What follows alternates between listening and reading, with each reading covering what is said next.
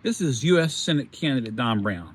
About 3 o'clock this morning, President Trump announced that the United States is launching a major military operation against Iran.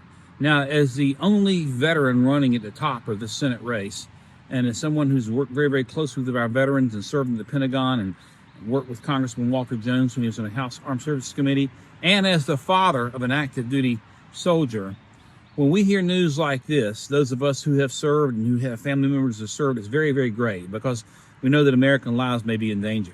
What I want to first say is let's be in prayer for our troops and our sailors and our airmen and Marines. I want to explain just a little bit about what we have positioned right now in this area so that we can be in prayer for the Naval Task Force out there. Right now, U.S. Navy has 2 carrier strike groups in the area. One is the USS Abraham Lincoln, home ported out of San Diego. There are about 5,000 sailors and air crew or members of the carrier air group on that ship. There are probably 3, a couple of destroyers and a cruiser out there with it, and a couple of submarines. About 7,500 Americans altogether with that carrier strike force, and hundreds of them are from North Carolina. We also have another carrier strike force right now, carrier strike force, which is in the Mediterranean. That's the USS Gerald R. Ford. About the same number of sailors, another 7,500 altogether out there with that strike force.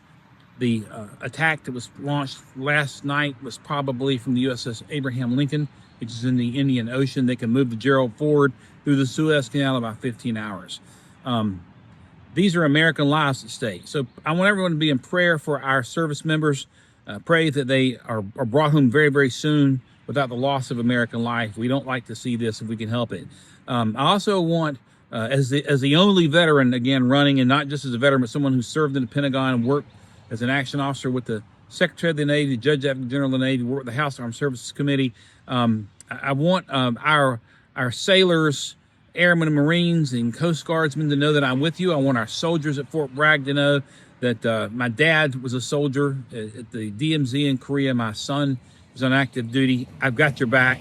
To our Marines at Camp Lejeune, at Cherry Point, and at New River, I want you to know I've worked with you in the past. I will have your backs.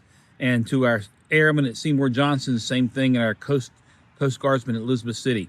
I will have your backs as your next United States Senator, and not just to our active duty service members, but to your families as well, and to all our veterans. We have about 750,000 veterans and active duty service members in North Carolina, one of the largest veteran states in the nation.